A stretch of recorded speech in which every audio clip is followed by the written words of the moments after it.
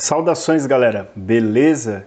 E aí, como estão as aulas? Estão conseguindo acompanhar direitinho? Olha, vou dizer uma coisa para vocês, não fiquem com dúvidas. Se tem alguma dificuldade, não entendeu alguma coisinha, manda mensagem, entre em contato. A gente vai construir esse trabalho de forma coletiva, um ajudando o outro, fazendo aí trocas de amizade, de parceria, de confiança. Esse é o grande objetivo desse cursinho. Então, qualquer coisa, conte comigo, professor Gerry. Você pode me encontrar aí nas redes sociais, beleza? Então, agora, para fechar esse bloco de História do Brasil Colônia, que a gente viu que é muita coisa, né? Muita coisa mesmo, a gente viu.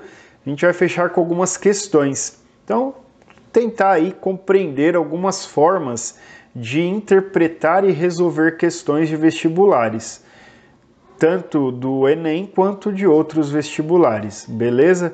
Vem comigo aí.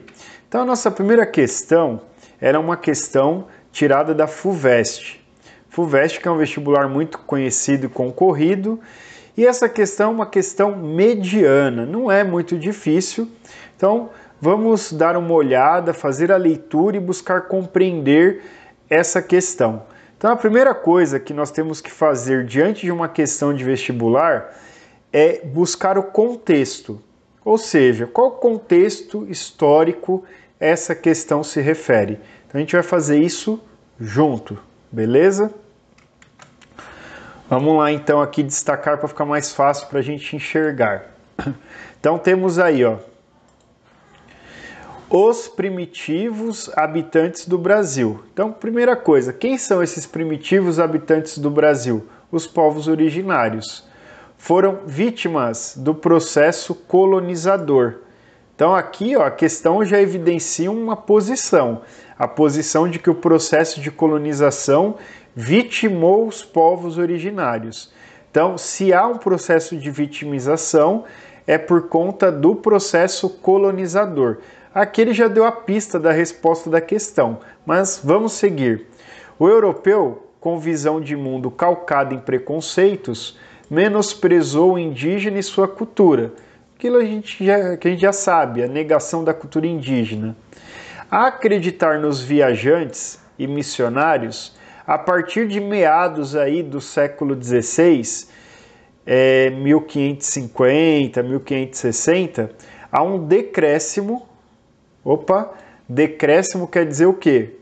Uma queda da população indígena, que se agrava nos séculos seguintes. Então, a população indígena continua em um processo de queda, de diminuição.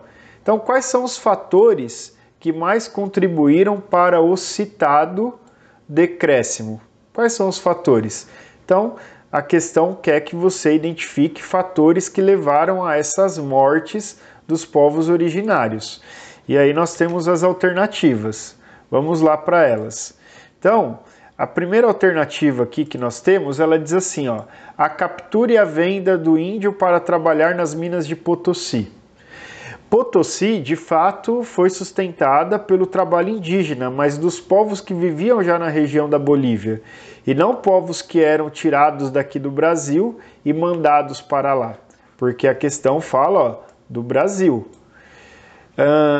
As guerras permanentes entre as tribos indígenas e entre os índios e brancos. Veja, havia guerra entre esses povos, sim, existia, acontecia, eles guerreavam, mas não é isso o motivo, até porque o próprio suporte da questão diz que se dá a partir do processo colonizador. O canibalismo. Bom, então você já exclui o canibalismo pela questão de ser essa redução fruto do processo colonizador.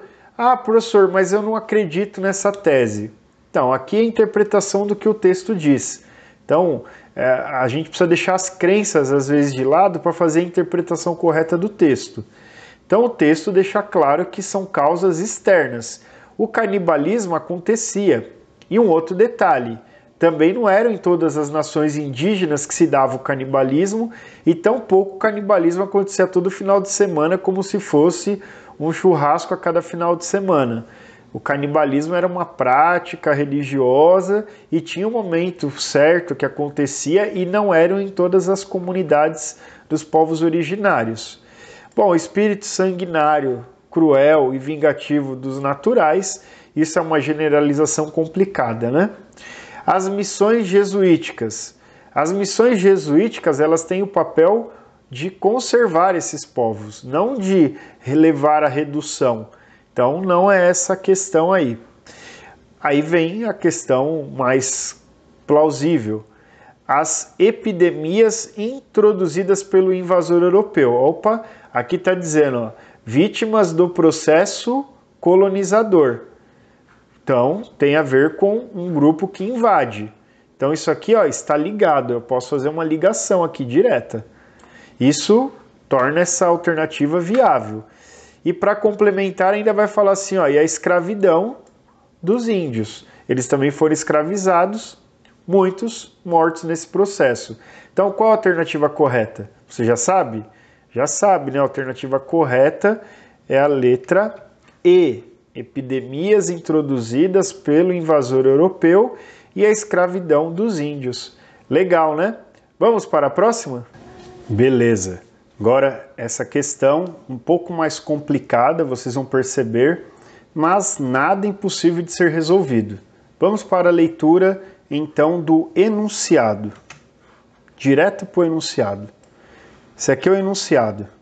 Então, isso é uma estratégia, às vezes, de resolução de questões de vestibular. Então, toda questão ela é composta de um suporte, que é essa parte que eu estou destacando aí com as setas. O que é o suporte? É o texto, é a imagem, que traz uma referência que contextualiza o item, certo? O item, ou a questão, se preferir. Além disso, existe o enunciado, que de forma bem simples pode ser entendido como uma pergunta.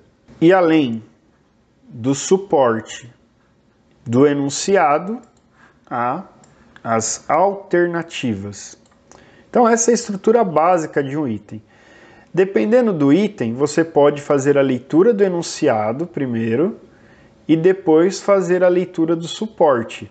Isso pode fazer você ganhar tempo na resolução de uma questão, mas nem sempre dá certo. Às vezes, somente entendendo o suporte você consegue responder a questão. Mas nesse caso, vamos começar pelo enunciado. Acompanha comigo. As afirmativas abaixo identificam corretamente algumas das atribuições do governador-geral, à exceção de, ou seja, está dizendo a pergunta, entre as alternativas abaixo, qual delas não diz respeito àquilo que era função do governador-geral? Se você se sente seguro, você vai para as alternativas. Se não se sente seguro, dá uma olhadinha no suporte. Vamos, nesse caso aqui, agora ir para o suporte, tá? Mas daria para ir direto para as alternativas. Olha lá, o suporte simplesmente já vai apontar, né? O governo geral foi instituído por Dom João III em 1548 para coordenar as práticas colonizadoras do Brasil. Consistiriam estas últimas em dar às capitanias hereditárias uma assistência mais eficaz e promover a valorização econômica e o povoamento das áreas não ocupadas pelos donatários. Então, o governo geral tem o papel aí de ajudar as capitanias naquilo que deu errado, que a gente já viu nas aulas, e ajudar o processo de desenvolvimento econômico, do povoamento das áreas e que não eram ocupadas então pelos donatários. Então essas áreas que não eram ocupadas pelos donatários precisavam ser ocupadas e essas ocupações serem bem organizadas para a coroa não ter problema. Então esse é o que o suporte nos dá. Vamos para as alternativas agora. Agora é que são elas. Então olha lá, estimular e realizar expedições. Bom, se eu quero aumentar o povoamento, eu tenho que fazer expedições nas regiões do interior, ok? visando, entre outros aspectos, e também quero descobrir metais preciosos, ouro, prata, então tá certo. Visitar e fiscalizar as capitanias. Bom, se tem o papel aqui de dar apoio às capitanias, pressupõe visita, auxílio, né? Especialmente aquelas que vivenciavam problemas quanto ao povoamento e à exploração das terras. Ok, certinho. Distribuir sesmarias, que eram as terras doadas, então, pela coroa aos beneficiários, que deveriam ter, de fato, como diz aí, ó, renda e meio de valorizar economicamente a terra recebida, até porque aqui fala valorização econômica, então também está certa. Vamos para a próxima. Regular as alianças com tribos indígenas. Então, evitar ali conflitos, manter um certo diálogo, claro que, se necessário for, a coroa intervém contra os povos originários. Mas havia muitas tribos que eram aliadas, né, dos colonizadores. Controlar e limitar a ação das ordens religiosas. Sim, o controle sobre os grupos religiosos. Por quê? Porque eles estavam sob a regência da coroa no sistema do padroado e também a Companhia de Jesus, que aí vai ter muita força, então precisa ter um certo controle. Embora ela tenha vindo junto com o governo geral, mas vai passar por um processo de controle da mesma forma. Então até aqui tudo parece certo. Vamos para a próxima. Organizar a defesa da costa e promover o desenvolvimento da construção naval e do comércio de cabotagem. Então, a defesa da costa até pode ser, mas quem vai promover e quem vai desenvolver a construção, quem vai fazer tudo isso não é o governo geral. São, então, as capitanias. E nem era muito interessante esse desenvolvimento da construção naval, e isso é importante. Por quê? Não era interessante? Porque o Brasil era colônia de exploração. Não era, então, interesse da coroa que se desenvolvesse tanto assim essa colônia. Isso levaria a riscos, né, a Portugal de se desenvolver muito economicamente também, no sentido de independência, e aí Portugal perder controle sobre a colônia. Essa ideia do desenvolvimento de construção naval, estaleiros, isso vai começar a ganhar força no Brasil quando se dá o processo de independência, mas sobretudo no segundo reinado, né, bem mais para frente, porque basicamente tudo era construído na Europa, os navios, enfim. Então, beleza? Deu para ver que a questão é de média para difícil, talvez até difícil, exige muita interpretação e muito cuidado. Então aí vamos sinalizar, portanto, a alternativa correta, letra E, beleza? Vamos para a próxima? Próxima questão, uma questão aí bem interessante. Vamos destacar aqui, o enunciado e o suporte estão juntos, é pequeno, vale a pena já ler tudo de uma vez. Durante a maior parte do período colonial, a participação nas câmaras das vilas era prerrogativa dos chamados homens bons. Homens bons, né? Quem eram esses homens bons? Excluindo-se desse privilégio os outros integrantes da sociedade. A expressão homem bom dizia respeito a, então, os homens bons que a gente viu já nas aulas, que eram aqueles que tinham certo poder, que faziam parte das elites, que eram donos de terra, né? Então esses eram os homens bons. Talvez hoje diriam os bons cidadãos? Pode ser. Então vamos ver as alternativas. Letra A. Homens que recebiam a concessão da coroa portuguesa para explorar minas de ouro e diamantes. Então, veja, aqui pode complicar, porque dá a impressão que os homens bons, como eles eram bons, eles recebiam alguma coisa da coroa. Mas será que a lógica é essa? Será que é porque eles eram bons que eles recebiam? Ou será que eles recebiam porque eles já eram considerados bons? Então, segura aí a sua inquietude. Senhores de engenho e proprietários de escravos. Senhores de engenho, proprietários de escravos, eram homens ricos, com poder, com influência. Será que esses homens eram homens bons, que poderiam participar então da vida política, que teriam condições ao acesso à política, a fazer ali a prática de governança? Vamos ver a próxima. Há funcionários nomeados pela coroa portuguesa para exercerem altos cargos administrativos na colônia. Mais uma vez é aquele raciocínio. Eles recebiam os benefícios porque eles eram homens bons, ou eles eram homens bons e por isso recebiam benefícios? Próxima. Homens considerados de bom caráter, independentemente do cargo ou da função que exerciam na colônia. Então, quer dizer, os escravos, os humanos escravizados de bom caráter seriam também homens bons nessa lógica? Teriam acesso à política? Não, né? Então, parece que a alternativa correta é a letra B. O que você acha? B? C? São as duas mais quentes, né? Pensa aí. Vamos lá? Alternativa certa, letra B. Então não esqueça isso. Os homens bons não eram bons porque eles eram bom caráter, era boa gente, era gente boa, mas é porque eles tinham posses, riquezas, escravos. E assim eles podiam participar da vida política.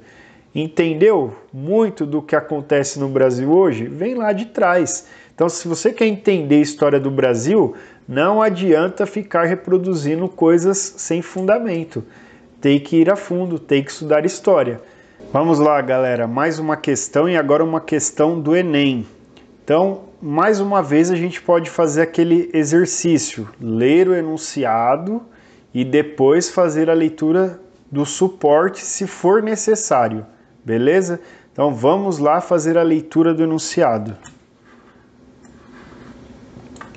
Os fatos apresentados se relacionam ao processo de independência da América Portuguesa por terem... acho que a gente vai precisar ler lá o suporte.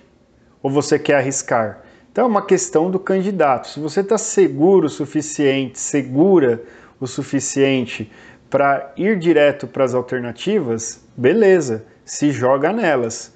Vai lá. Se não, faz a leitura do suporte.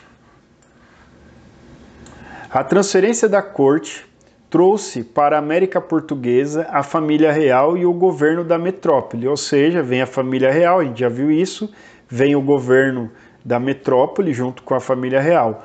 Trouxe também e, sobretudo, boa parte do aparato administrativo português. Personalidades diversas e funcionários régios continuaram embarcando para o Brasil atrás da corte, dos seus empregos e dos seus parentes após o ano de 1808.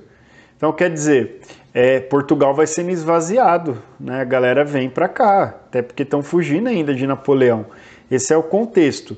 A corte traz todo o seu aparato para cá. Basicamente, o texto evidencia isso. Agora vamos lá para as nossas alternativas.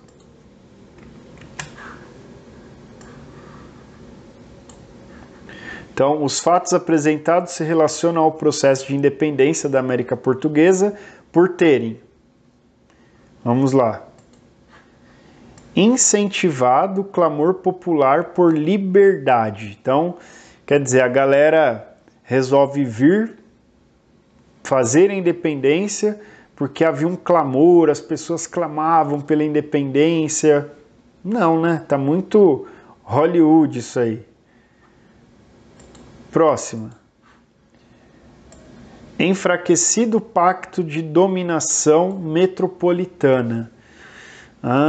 Então, quer dizer, havia um pacto, o pacto era que a metrópole dominava a colônia, que era o Brasil. Quando a família real vem para o Brasil, não tem mais pacto metropolitano. Por quê? Porque houve a abertura dos portos. Quer dizer, é enfraquecida a dominação da metrópole sobre a colônia.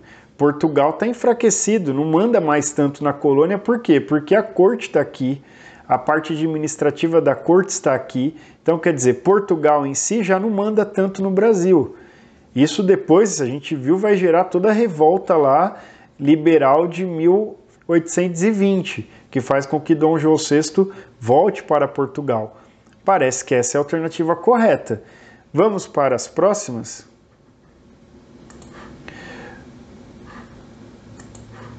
Motivado as revoltas escravas contra as elites coloniais. Não, né? Totalmente fora. Obtido o apoio do grupo constitucionalista português. Esse grupo constitucionalista é o grupo lá da Revolta Liberal, que não apoia os ideais de independência do Brasil, pelo contrário, queria a recolonização. Então não é essa também. Provocados movimentos separatistas das províncias. Então, olha, essa aqui dá para ficar em dúvida. Vamos ler, aí essa precisa ler o enunciado, o item, para eliminar com tranquilidade. Vamos lá. Os fatos apresentados se relacionam ao processo de independência da América Portuguesa, por terem provocado os movimentos separatistas das províncias.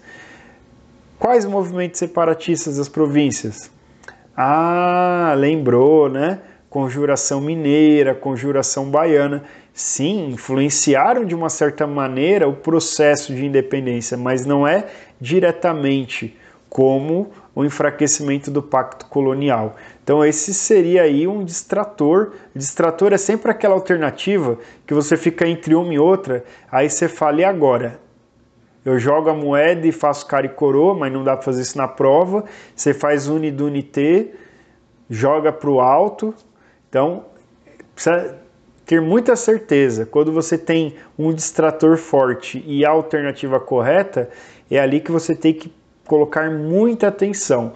Essa questão do Enem aí é considerada difícil, né? Pelo menos muitos consideram como difícil ou de média para difícil, porque exige compreender o contexto histórico, relacionar vários fatos que aconteceram, como eu fui falando na explicação, até chegar à conclusão de que, na verdade, o que impacta e fortifica o movimento de independência é justamente que vai se enfraquecer o pacto colonial, vai se enfraquecer a dominação, portanto, da metrópole portuguesa sobre o Brasil.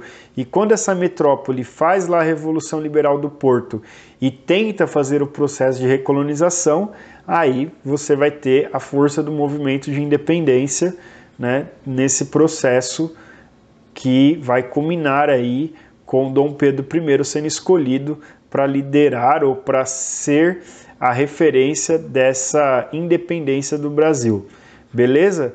Então, só para confirmar, alternativa B. Se você acertou essa, parabéns, hein? Vamos para a próxima questão da FUVEST.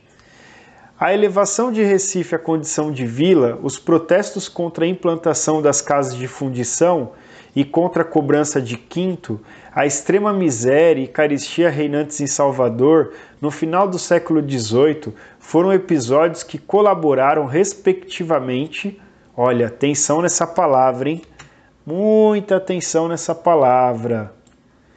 Isso aqui faz uma diferença, respectivamente, ou seja, em respeito a cada uma das ordenações que apareceram antes, para as seguintes sublevações coloniais, revoltas, enfim. Então, vamos voltar ao texto. A elevação de Recife. Opa, já sabe qual que é? Já, né? Então você vai procurar aqui a Guerra dos Mascates. Aqui tem Guerra dos Mascates, aqui em Boabas não, Conspiração dos Suassunas não, Confederação do Equador não, opa, Guerra dos Mascates aqui também. Então, já ajudou. Acho que eu bati aqui, fez um barulho aí, né? Relaxa, já ajudou. Temos a B e a D. Opa, desculpa, a B e a E. Vamos continuar o texto. Os protestos contra a implantação das casas de fundição. Ah, casa de fundição, que queria fundir o ouro, que era ouro em pó. Aí vai ter um cara lá que é líder, que vai morrer enforcado. Não, não é Tiradentes, foi antes. Qual que foi mesmo? Ah, foi o motim do Pitangui. Sim? Não. Ah, foi a revolta de Felipe dos Santos. Opa, já temos a resposta certa. Vamos só complementar. a extrema miséria e caristia, caristia é pobreza, né? Reinantes em Salvador no final do século XVIII. A conjuração dos alfaiates, Salvador, final do século XVIII, 1798, ou é a conjuração dos alfaiates, ou também podemos falar conjuração baiana. Então pronto, velho, muito fácil, você matou. Olha que legal, uma questão da FUVEST, não é esse monstro todo. É só estudar, só ficar atento ao que a gente vem fazendo aí nesse processo. É isso aí, ó. Topa mais uma? Ou já tá cansadinho, cansadinha? Está cansado? Dá uma pausa agora, estica, levanta, toma uma água. Eu vou tomar uma água, ó. Delícia, né? Dá aquela espreguiçadinha, balança a cabeça. Você sabe quando você está fazendo a prova de vestibular, não é legal ficar assim, ó. Sabe por quê? Que é o seguinte, o nosso corpo, ele funciona com a circulação sanguínea que vai levar oxigênio e vai desenvolver tudo e a gente fica legalzão. Você sabe disso, né? Os hormônios, tal. Se você fica muito tempo assim, ó, faz aí. Você começa a sentir uma pressão aqui, ó. Isso aqui limita a circulação sanguínea para onde? Isso, para o cérebro. Essa coisa maravilhosa que Deus nos deu. Então, quando você diminui essa circulação de oxigênio, portanto, você diminui a produção de sinapses. O que são sinapses? Pronto, agora vem o professor de história falar de neurociência, biologia, sinapse e tal. Não, mas é importante você saber. As sinapses são os encontros dos neurônios. O encontro dos dendritos, que são tipo os dedos do neurônio, com o axônio, que é tipo a cauda, o rabinho dele. Há um encaixe entre os dendritos com o axônio. Nesse ponto aqui de contato você tem a sinapse, que é a troca de informação. E quanto melhor, quanto mais oxigenado o cérebro, quanto mais leve, mais você produz sinapses, porque os hormônios que ativam, que disparam essa produção, vai ajudar aí a aumentar essa velocidade das sinapses, e aí você consegue pensar mais rápido, entender melhor, compreender melhor, enfim. Por isso é importante, como o Jamerson falou lá na aula do psicólogo Jamerson, vocês lembram? Que ele fala da importância de respirar, enfim. Então tá aí. Então, né, isso faz muito bem para ajudar a fazer uma boa prova, levantar-se, tomar uma água, beleza? Bom, isso era só para você relaxar. Vamos para a próxima questão? A Guerra dos Emboabas, 1707 a 1709, e a Inconfidência Mineira de 1789 foram revoltas ocorridas no Brasil. Tranquilo, né? Sobre elas, assinale a alternativa correta. A. Ambas tinham o objetivo de separar o Brasil de Portugal? Não. Por quê? Porque Emboabas era nativista e Inconfidência Mineira era separatista. A primeira é considerada uma revolução separatista? Não. A primeira é nativista. Então já elimina. C. Tanto a primeira como a segunda foram influenciadas pelas ideias iluministas e pela independência das 13 colônias inglesas, mas só a segunda teve êxito nos seus objetivos. Aí, né, o único certo é que a mineira teve influência iluminista, mas do restante tudo errado. E a influência da independência das 13 colônias, mas do restante tudo errado. D. A primeira foi bem sucedida, garantindo aos paulistas, os bandeirantes, que lutavam contra os emboabas, né, que eram os portugueses, basicamente, estrangeiros que chegaram lá querendo também o ouro. Não, eles não garantiram, não saíram bem-sucedidos, pelo contrário, eles foram derrotados. Então, tira essa. Ambas ocorreram na mesma região do Brasil. Sim, né, na região de Minas, contra a dominação portuguesa na área da mineração. Aí sim, tanto uma quanto a outra era uma questão também que tinha ali a disputa contra a dominação portuguesa sobre aquilo que era explorado dos minérios. No entanto, somente a segunda teve influência das ideias iluministas europeias. Exatamente, né? Questão certa aí. Fácil essa, né? Vamos lá, FGV. Tá cansado? Vem comigo. Tá cansada? Vamos lá. A confrontação... Mas não erra assim, né, gente? Pelo amor. A confrontação entre a loja e o engenho tendeu principalmente a assumir a forma de uma contenda municipal.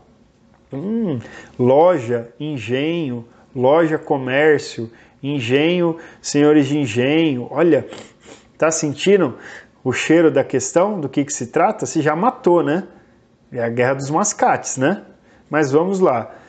É uma contenda municipal de escopo jurídico-institucional entre um Recife florescente que aspirava à emancipação e uma Olinda decadente que procurava mantê-lo numa sujeição irrealista. Lembra? A Olinda estava em crise, os holandeses foram embora, a cana já não estava rendendo tanto, o açúcar não estava rendendo tanto. Recife não, comércio, expansão, crescimento, querendo autonomia. Essa ingênua fachada municipalista não podia, contudo, resistir ao embate dos interesses em choque. Logo revelou-se o que realmente era, o jogo de cena a esconder uma luta pelo poder entre o credor urbano e o devedor rural, porque os caras lá do engenho ainda eles deviam, então tinha uma dívida envolvida e eles não queriam pagar, claro, por isso aumentavam os impostos. O autor refere-se ao episódio conhecido como a aclamação de Amador Bueno? Não, a chamada Guerra dos Mascates. Fácil, fácil, né, gente? Próxima. A Guerra dos Emboabas e dos Mascates e a Revolta de Vila Rica, verificadas nas décadas do século XVIII, podem ser caracterizadas como movimentos isolados em defesa de ideias liberais. Não. Movimentos de defesa das terras brasileiras que resultaram num sentimento nacionalista. Não, eram nativistas, mas não eram nacionalistas. Manifestações de rebeldias localizadas, sim, que contestavam alguns aspectos da política econômica de dominação do governo português, exatamente, contestava algumas práticas, não tudo, não queria emancipação política. Manifestações das camadas populares das regiões envolvidas contra as elites locais, negando a autoridade do governo metropolitano. Não, né? Até porque a gente tem ali, por exemplo, a questão dos mascates não era populares, eram senhores de engenho. E manifestações separatistas de ideologia liberal contrárias ao domínio português. Não, isso cabe às revoltas separatistas. As três que são apresentadas aí são revoltas nativistas. Você nunca mais vai esquecer isso na sua vida, tenho certeza. Muito bem, letra C, próxima. É a última, tá, gente? Respira. Fulvestre, mais uma, para ver que não é o bicho de 7 cabeças igual fala por aí. O ideário da Revolução Francesa, que, entre outras coisas, defendia o governo representativo, a liberdade de expressão, a liberdade de produção e de comércio, influenciou no Brasil a Inconfidência Mineira e a Conjuração Baiana. Olha que legal, a questão deu a resposta já, né? Por quê? Cedia às pressões de intelectuais estrangeiros que queriam divulgar suas obras no Brasil? Claro que não era para vender livro essas revoltas, né? B. Servia aos interesses dos comerciantes holandeses aqui estabelecidos? Não, nada a ver, tá fora, tira essa daí. Satisfazia aos brasileiros e aos portugueses que desta forma conseguiriam conciliar suas diferenças econômicas e políticas. Onde já se viu uma revolta inspirada na Revolução Francesa vai conciliar, então, brasileiro e português? Lógico que não, né? Ao contrário, acabou com a conciliação. D. Apesar de expressar as aspirações de uma minoria da sociedade francesa, aqui foi adotada pelos positivistas aos objetivos dos militares. Primeiro que não era uma minoria da sociedade francesa que aderiu lá à época às teses revolucionárias. Segundo, que aqui não foi adotada pelos positivistas, foi adotada pelos membros dos movimentos da Conjuração Mineira e da Conjuração Baiana. A questão dos militares aí está descontextualizada. Esses militares positivistas eles vão estar mais ligados às teses depois do movimento de república no Brasil. E foi adotado por proprietários, sim, comerciantes, profissionais liberais, padres, pequenos lavradores, libertos e escravos, como justificativa para sua oposição ao absolutismo e ao sistema colonial. Gente, muito fácil, né? Você elimina todas, só sobra essa. Ah, mas tinha padre, em qual? Na Mineira, na Baiana também tinha líderes religiosos. Mas na Mineira só tinha elite e tal. Não, a maioria era elite mesmo. Mas na Baiana você tinha ali libertos, escravos, lavradores, né? Então, na verdade, é o conjunto das duas, esses grupos que compõem as duas. Então, a alternativa certa, letra E.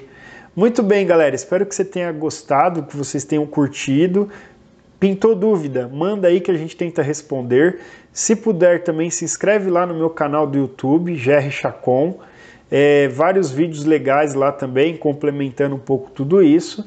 Esse trabalho bonito aí que a gente vai fazer de construção coletiva. Um grande abraço.